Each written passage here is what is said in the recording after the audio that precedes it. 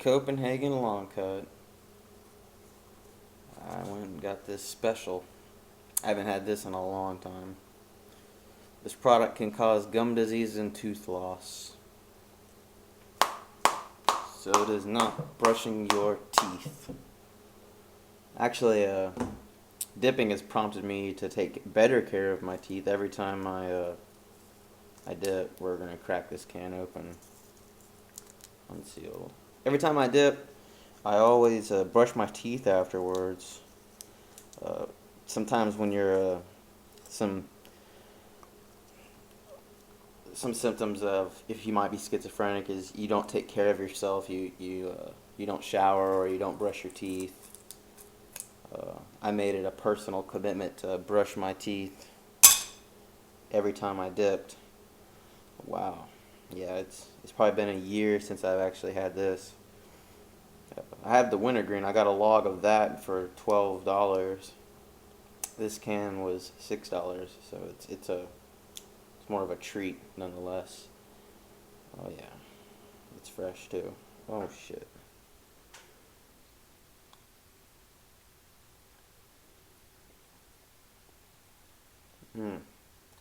Whoa. Got a little more of a bite than that wintergreen does.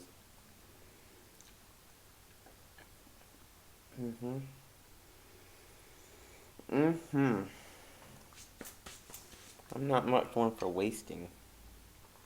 So we're gonna have to pick up this little berry on the floor.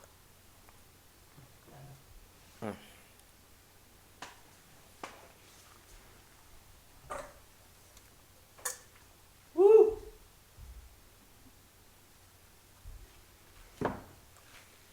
That is a strong flavor. I've tried lots of other dips, but Copenhageners always just seem to have that strong, powerful nicotine hit and taste. Wow. Yeah. Okay. So I wrote down some more things about my experiences with schizophrenia.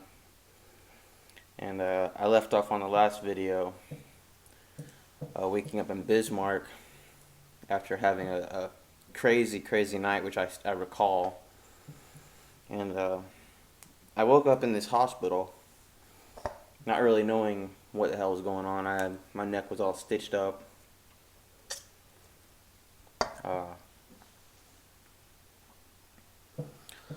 I was just really out of my mind. Everything seemed. I believed that I wasn't really schizophrenic, and I hadn't really heard the term yet. But I believed that I was augmented with some spiritual powers, and I met a guy while I was in this institution in Bismarck. He was also mentally ill.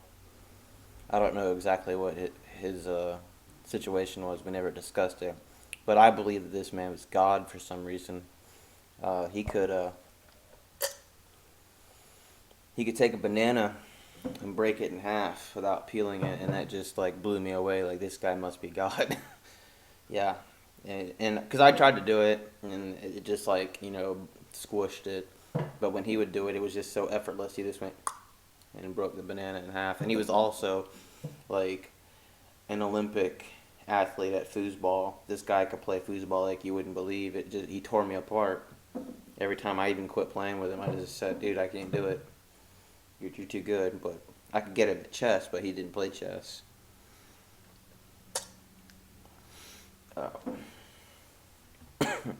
This hospital was the first mental hospital or a place that took patients with my kind of condition. And it was very nice. I was very comfortable there for the most part during the first day. They gave you nicotine patches. The food was so-so. It was mostly sandwiches and fruit, which, looking back on it now, that's pretty good. I've been to a few other places and we didn't get that much fruit or attention or anything. You had your own room. Well, I shared a room with a guy and he was quiet. I didn't talk to him much. Uh,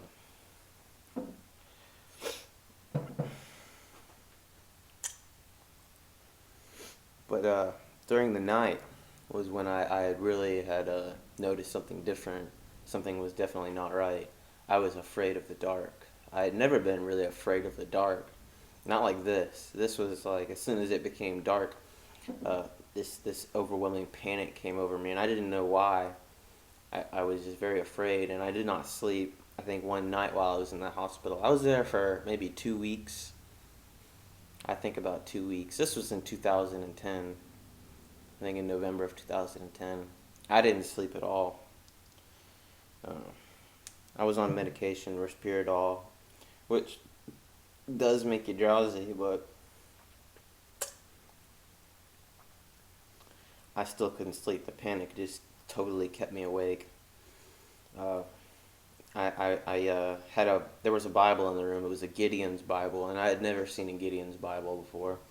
And I opened it up, and it had instructions for, each, if you were in a situation and you wanted to refer to the Bible, it has, you know, okay, if you're in fear, then go to these chapters and read. So I was in terror, like complete panic, fear of the dark, and I would read these verses, and they comforted me, and it made me feel a little better. But I still couldn't sleep. I had to constantly just read them over and over and over.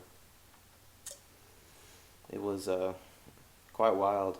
The man that was assigned to me to work with me, I didn't see him very much. Maybe once or twice a day. Uh, I assumed he was homosexual. I'm not sure if he was or not, but thought intrusion came into my mind once again, and I would notice while he was talking to me that he would look at my lips, and as he would look at my lips, the thought would come in my mind he wanted to kiss me, and that really freaked me out. I wasn't a homophobe, but I'm definitely not gay. So when you get that kind of feeling from somebody, you definitely don't want to be around them. I was very uncomfortable with him. And one of these nights, I think maybe the fourth night in, I locked my doors every night just because I was afraid. I locked the door, and the handle started to shake a little bit, and I looked over just like, what the hell? Not in those words. I was a little more. I cursed a little bit more back then, and I was just very terrified. I thought it was this man trying to get in to rape me. So, and it got more violent as the door was shaking. It was just like somebody was really trying to get in. At first it was really quiet, and then it was just like, just really freaking me out. The next morning, of course, though, as the sun would come up, I would feel, better instantly. As soon as the sun came up, I all the panic and fear went away, and I would get a little bit of rest before they'd come in the door and say, "Hey, time to get up." So I'd get a little bit of sleep, and I found out actually it was a female patient across the hall who had dementia. Apparently, she got out of her bed and was terrorizing the little unit there. So that ended that little scene. It never happened again. Let's see. I had to write some of this stuff down because I couldn't possibly remember it all. It took me a minute to write everything down.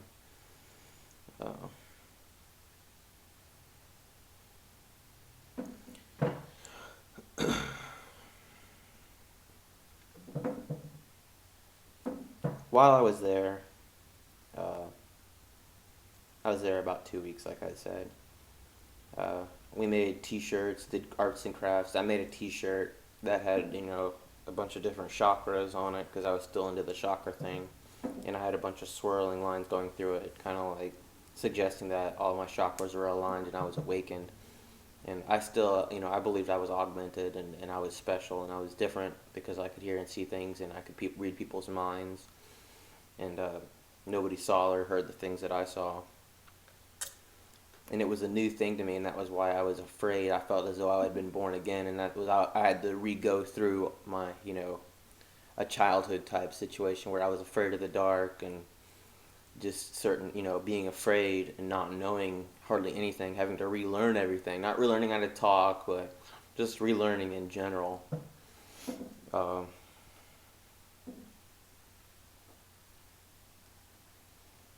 Obviously, still was delusional. Uh, I would speak to my parents, and I didn't expose any of this to them. I didn't want anybody to know, because I would think, oh well, these people are gonna think I'm crazy. I was thinking ahead in my mind. I was not gonna tell anybody this stuff, and spoke to my father. He was raising chickens for feed, and we had conversations about, I'll help you, raise these chickens, and I just want to take it easy and not want to, have a stressful life. I didn't know what I was going to do for work.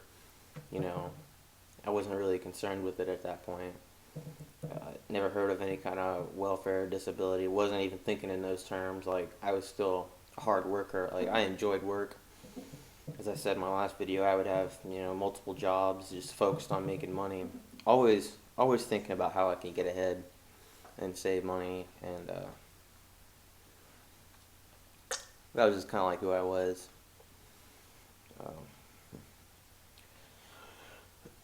I was they took me and they did some brain scans on me, and they found nothing abnormal about my brain, which kind of went along with the whole I'm not schizophrenic, that I just have a heightened awareness of things. Schizophrenic brains have fire differently in different areas, and mine didn't. So they were kind of confused about that, but they still said, well, you're probably still schizophrenic. Here, you're going to be on risperidol now for the rest of your life. Here's a prescription. Go and see a doctor when you get to Florida, a psychologist, and get hooked up. I hated risperidol. That was the first time I'd ever been on any kind of medication, serious medication. And I really, really hated it. It would make me so drowsy sometimes that I just couldn't keep my eyes open. I didn't want to sleep, and I took it when I was supposed to, and I took it when I got panicky, and it still didn't stop any of the panic attacks. I would wake up and still have these delusions. So I quit taking it eventually. Once everything was said and done, I took it for probably about a month or two. But I'll go into the details of leaving Bismarck. My mother came and picked me up after about 2 or 3 weeks of me staying at this hospital. She flew up to Fargo. I was in Dickinson, and I was in Bismarck. She drove to Bismarck, picked me up, then we went to Dickinson. We were starting to get all my stuff, and my roommate had practically everything packed in Tucker totes, which he bought, and he taped them up for me. And I didn't have a lot of stuff, but he put everything in there. I had a huge 42-inch LCD TV, which was like $1,000, and one of the things that I had purchased and while I was up there, and we put it behind my seat in case it rained. It was the most expensive thing I had at the time. And everything else went into Tucker totes. I had a surround sound system, a bunch of clothes, some books. Everything went into the bed of my truck. So we went off. My mom had rented a car from Fargo, and we had to take it back to Fargo. So we began our journey back to Fargo, and it got pretty late. North Dakota's a pretty long state, and there's not a lot in between each town. There's Dickinson, Bismarck, Jamestown, Fargo. Those are the 4 main towns that we had crossed through. And we stopped in Bismarck. I think we might have dropped the car off there. And then we rode together in my truck. She drove, and I drove. We switched off, I think. And it was getting dark around the time we got to Jamestown, and my fear of the night took over once again. But this time I wasn't in a place that I was comfortable or knew. This was in on the interstate, and I really started to panic then. I saw a boat on the side of the road, on a trailer, and I thought that this was like a temptation put there by some kind of a demon that wanted me to stop and pull over and get the boat. Because as soon as I saw it, I said, "Ooh, a boat! I want a boat!" Like, I don't know why I thought that, but then soon afterwards I thought, no, this is a trick. This is some kind of a trick to get me to pull over, and then something's gonna happen. So we didn't stop to get the boat, and we went to Jamestown to try to get a room because we were both very tired and driving all day, and even in Jamestown, there's a lot of oil field work, so there wasn't any rooms available, even just for one night. So we did find a guy. I was using my phone, and I found a guy, and I called him up, and he said he had a trailer that he would rent for the night. I think maybe for $100 or something. We couldn't find it on the map. I used my GPS. Couldn't find it. We went down some crazy dirt road, and both of us kind of looked at each other and said, "You know what? This isn't gonna happen. Let's just go to Fargo. We'll get there." And we didn't return the car till we got to Fargo. I said we didn't do it till Bismarck. It was actually in Fargo. So I remember we were both in separate vehicles. We got to Fargo, and it was late now. It was probably 11 or 12 o'clock at night. And I stayed in my truck while my mother got the room, because we found a room. And I was just terrified. Like, as soon as she got the room, I saw some people outside looking at me, and I thought they were kind of plotting against me, or had, were going to take my stuff. So I parked my truck in front of the room so we could, keep an eye on it. And I wouldn't even go outside to smoke a cigarette by myself. She had to be with me. And she smokes too, so it wasn't like a big deal. We stayed up for a little bit, and she saw that I was in terror. This is the first time she saw me having these sort of terrors of the night.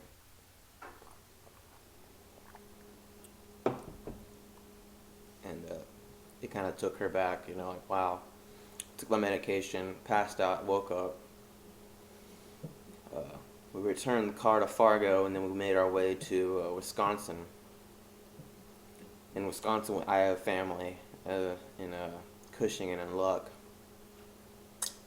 We went and stayed with an aunt of mine for a few days, and she's a Christian, so I felt very comfortable around her.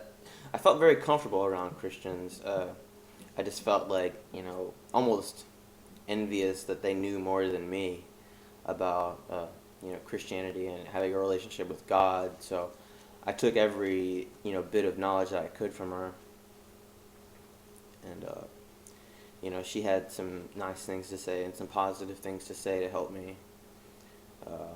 I had a really big scar. They had taken the stitches out while I was in the hospital in Bismarck, but I still had a patch over it. I'll upload some pictures at the end so you can kind of get an idea of what I looked like then.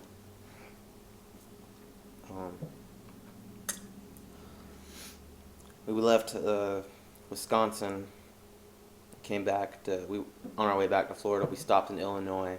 In Illinois, my mom had a boyfriend, and that's where he lived. And he had a very nice house. We stayed there a few days. We weren't in any rush to get back. Just taking it easy and just talking. And I was telling her stories, and I wasn't really exposing my true feelings, but I was telling her about the music I was making and how it was powerful, and how it was just like I was obsessed with writing and just all kinds of things. And it was really a nice drive. We kind of got to know each other a little better. Left Illinois, came back to Florida, and all my stuff stayed dry up until we got to Florida. If you know anything about Florida, it's like a rainy state, a peninsula between two bodies of water. Rains constantly. And we got here, and it started raining, and all my stuff got ruined. My clothes were all wet and destroyed. My surround sound system that I had completely ruined. My PS3, I had like 10 or 20 games. The games I'm sure were fine, but the PS3 was ruined. The only thing that survived really was my television. And I didn't care. I didn't even watch TV. I just had it for the PS3. But we got back, stayed in Florida for a while. I went back and forth between my mom and my dad's house just to kind of mix things up. I didn't want to stay in one place too long. And I I began to have more strange delusions.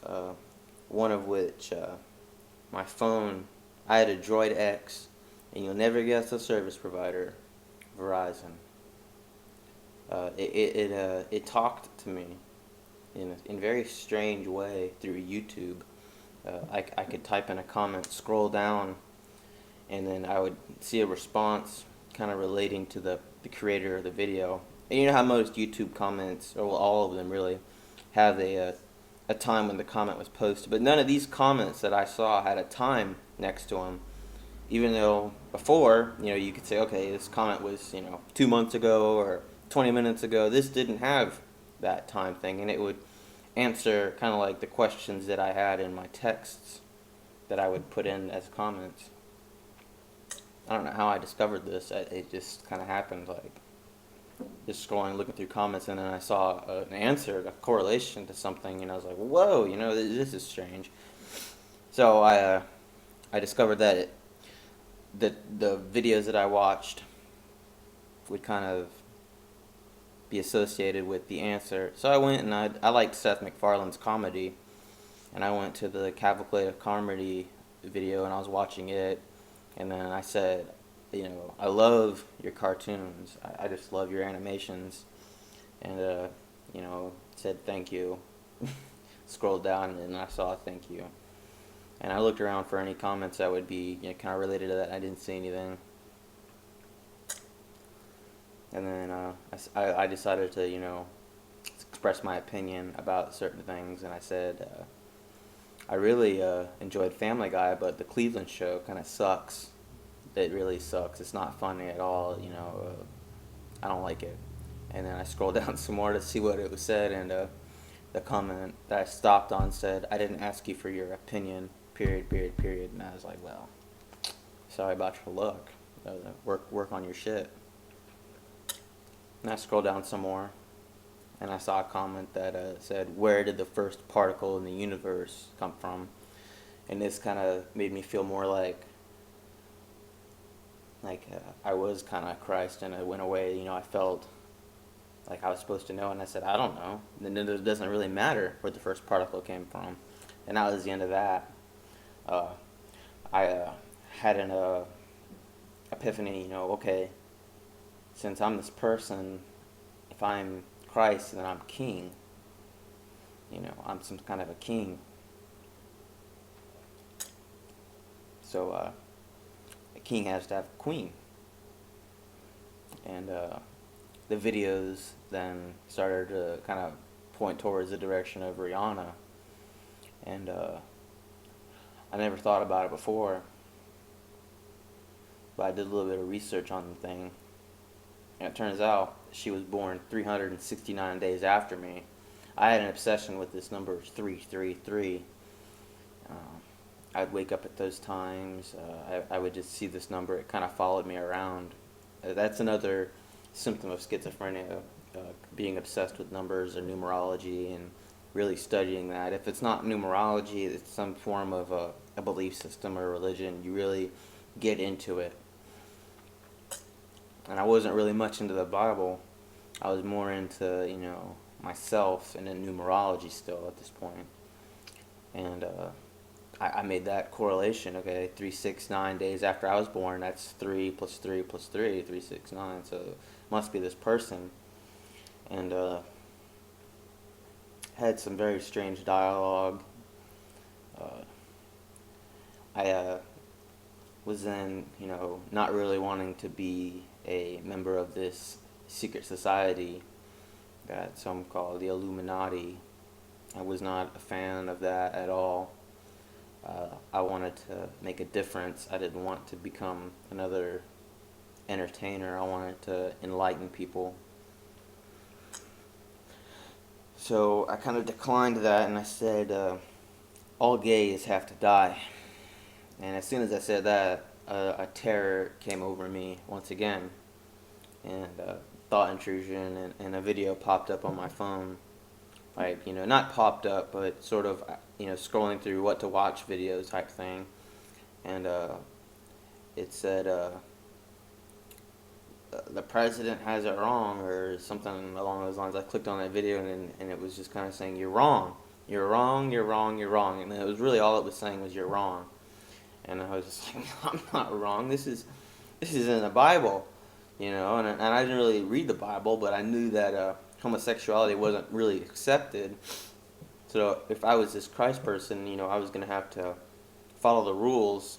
And I still wasn't reading the Bible. I felt like I didn't have to, like it was already a part of me. So, I said out loud, all fags must die. And, the fear came back over me. And I remember reading in the Gideon's Bible that when fear comes to you suddenly, do not be afraid. So I wasn't afraid. I kind of stood up to it. And I went outside and I said it again. And after I said that, this big giant red orb, not a blue orb, but a red orb this time, came to me. I wasn't staring at any lights this time. I was in a lit room and I walked outside, and this big red orb I saw, and it just, all this anger I seemed to feel coming from it, and I sort of stood up next to it, and I was just not afraid of it. Eventually though, the terror, it didn't stop, the more I stood up to it, the more terror I would feel. And I couldn't hide this anymore, so I went back inside, and I laid down, and I was just like, okay, I'm sorry, I take it back, gays don't have to die. Very, very strange. But I should say, before I caved into the fear, I was going through Facebook, and this is probably, an hour before I started to take back what I said. I had a gay friend on Facebook, not really a friend, but a friend of my sister's, and he had posted a comment or a GIF or whatever you want to call it,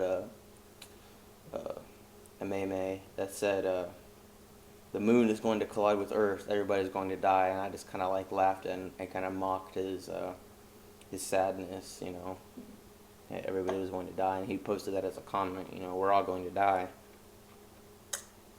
But I caved into my fears, and I took it back, and that fear had stopped, it subsided. Let's see, what happened after that. I've already gone through most of this. I was still making music, but I wasn't recording anything. I had a guitar which I'd purchased in North Dakota for $100, and it was a great guitar. It was a Chinese-made one, of course, for the price, but it was acoustic, and it had an electrical, plug-in, so it could be electrical. It had an amp outlet, and I never used that part of it. It was just a really nice-sounding acoustic guitar, and I thought it was a magical guitar because I never had to tune it. Like, I tuned it a few times, but once this condition started to really set in, the more I played it, the better it sounds, and that really goes against any law of having a guitar, because if you own a guitar, then you would know that they go out of tune soon after you start strumming them. But this one, for some reason, would just get sounding even better and better and better. And I really loved that guitar. And one time I was playing it, and before I go into that, I was hanging out with some friends, and I met some new people, and one of them, kind of believed that I was this Christ person. I kind of revealed a little bit about myself, and had convinced them that, the world is changing. And they sort of believed me. They sort of, maybe they felt something from me. I was very confident in myself, not really afraid anymore. But playing this guitar one day, I was in the day room right behind me, actually. I was just playing it, the door was open, and I was just thinking, just thinking about no lyrics, just playing the music. And my phone rang, and it was this gentleman who I was hanging out with, and he was crying on the phone, and he said that was just the most beautiful thing I've ever heard in my life. We have to get you in a studio. We have to record this. And I said, you can't record this. This is not something to record. You know, I had believed that I was some super wise person, and I believed in not recording or using the written hand. Everything was going to be free, a freestyle. Not recording, everything would be live if I were to ever do anything. And also, while I was playing the guitar, another time, a dog had come up to the door, a pit bull, and he just kind of like peeked his head inside, and his ears were back, and he just had this really like sad look on his face. Almost, well, I don't know if it was sad. It was kind of like he didn't know, or he was just like surprised. And I looked at him, and then he took off. I never saw it again. It was it was maybe a year old.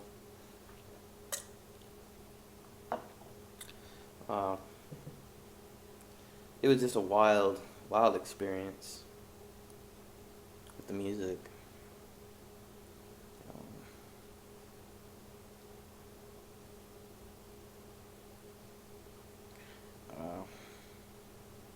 I suppose where I'm getting at here is symptoms of schizophrenia are delusions. You live in a delusional world. The veil between reality and no reality is not there. You can't tell the difference between what's real and what's not.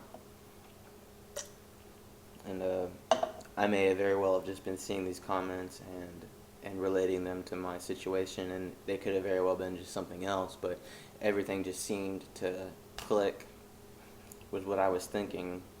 And I don't know if my mind was manifesting these things for me to believe it.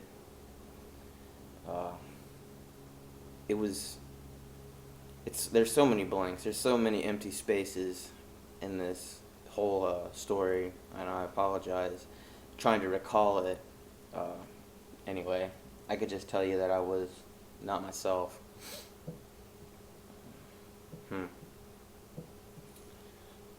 At this time,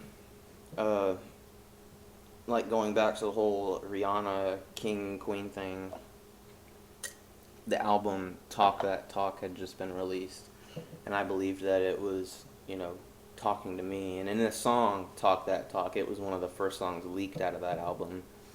I'll post a link to that song and the song that I made that kind of is like a response to it in Jay-Z's verse.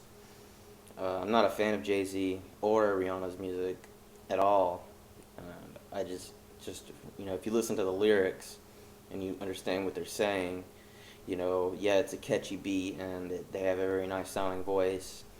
But if you really listen to what they're saying, they're really, it's really a put down for everybody who doesn't know. They're really kind of making fun of poor people and people who aren't in their situation, and manipulating your mind into having sexual thoughts or thoughts of wanting money or greed or just anything that's not, Christian per se. Having a relationship with God is my definition of being Christian. It's not a religion. But the song, Jay-Z says, $1 million voice came through the phone. We're headed to the top. If you're coming, come on. I recorded all my music through a cell phone. And I had sent them to a liaison, an A&R representative, and he got back with me, and he had brought up 2 record labels, Def Jam and Shady Records. And 3 days after I had released, this information to them, the Shady 2.0 cipher had come out. And I also felt that was also a shot at me, in Yellow Wolf's verse. Put these motherfuckers in a box and I send them away, put them in the grave, lock, pop the trunk, hey, throw them in the bag, Jack, I dig them a grave. That kind of told me, attack these motherfuckers, just kind of like how God was saying, attack these bastards, put them in the dirt. And then Eminem's verse was the last one. And he says, lyrical, miracle, spiritual, individual, subliminal, in your swimming pool. And then he sets the microphone down. Well, in that first verse, you don't have to listen to the whole song that I made. Just the first verse is kind of what, took everybody by surprise. I used a form of word salad, which is also a schizophrenic symptom, where your words and your conversation nothing goes together. But I had found a way to sort of organize it. In a way, I organized something unorganizable. I would take words, and at the end of a phrase, I would make that the beginning of my new phrase. So the first time that I had used it was, what did I say?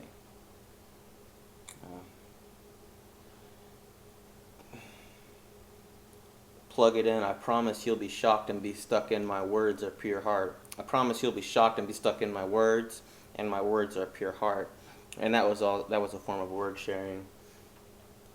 I thought it was original, but upon studying other artists, Tupac in particular, he had used it in his music as well, and it's hard to pick up on. But if you listen to the song "Ambitions as a Writer," in the second verse, he says, in the very end of the second verse, he says, when it's time to die to be a man, I pick the way you leave. Fuck peace and the police, my ambitions as a writer. When it's time to die, time to die to be a man, and be a man and pick the way you leave.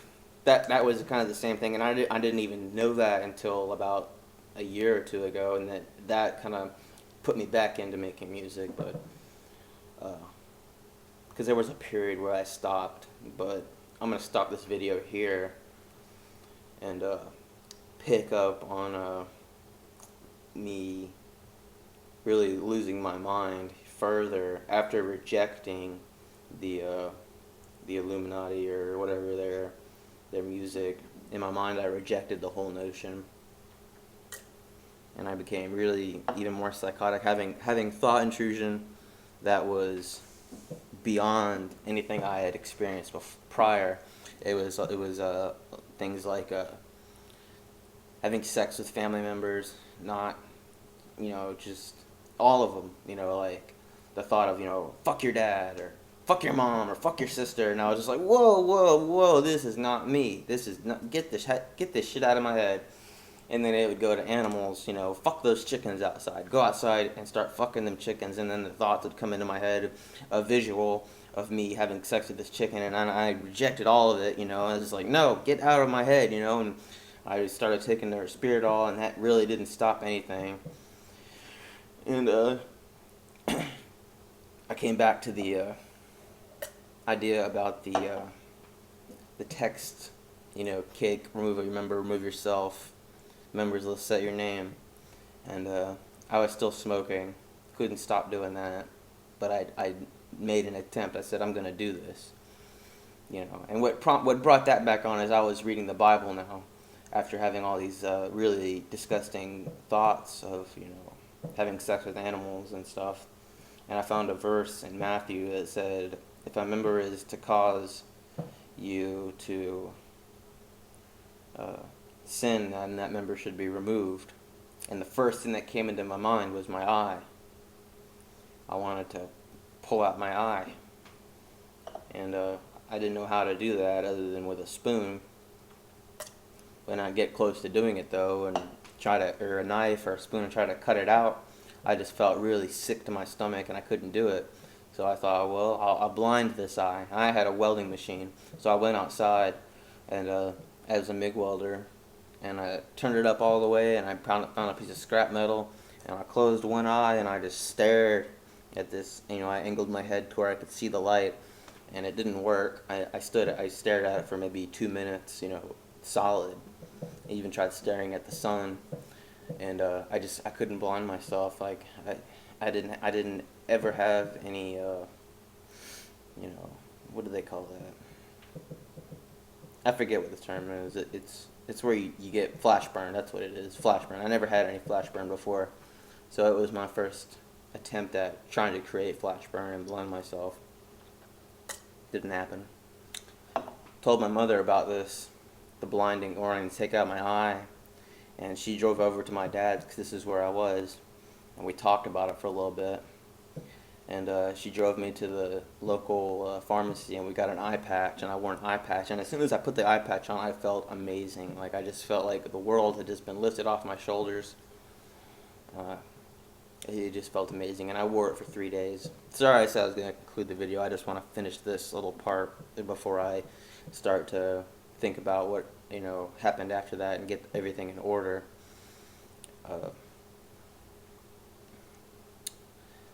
I wore it for 3 days, and I would take it off at night sometimes, and I found I had night vision. I would close this eye and open the eye that was covered with a patch all day, and I could see in pitch dark, like it was like black and white, but I could see everything very clearly for at least 2 minutes. Then my eye would go back to kind of seeing just darkness, and then I put the patch back on. And I felt guilty doing that, like felt like I was cheating. So I wore that patch.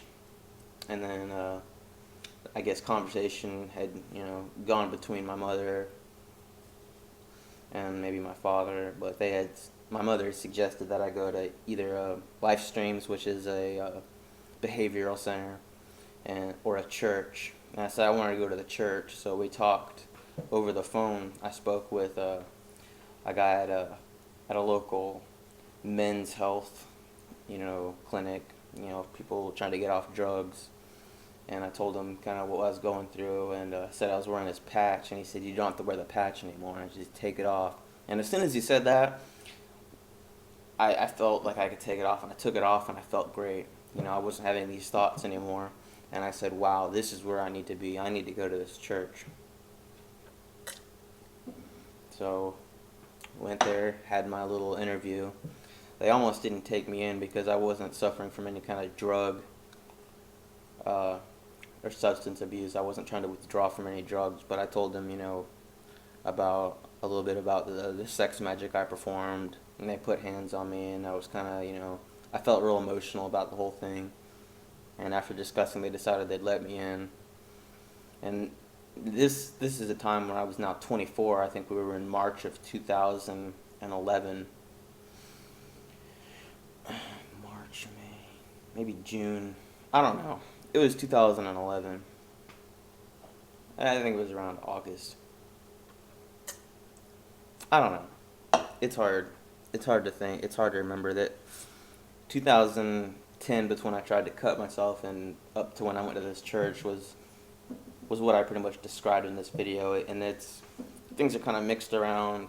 I'm sorry about that. It's just really hard to get everything in order and trying to make it as compact as possible and not miss anything important. I don't think I missed anything, really. I'm sure I did. I'll find out later. But I went to this church, and the bed that I was given was number 24, and I was 24 years old. And being obsessed with numerology, I saw this as a sign that I was supposed to be here. And I will pick up on that subject tomorrow. This Copenhagen long cut is still very strong flavor in my mouth after 43 minutes. Still very, very, very more powerful than the wintergreen. I can see why it's 3 times the price.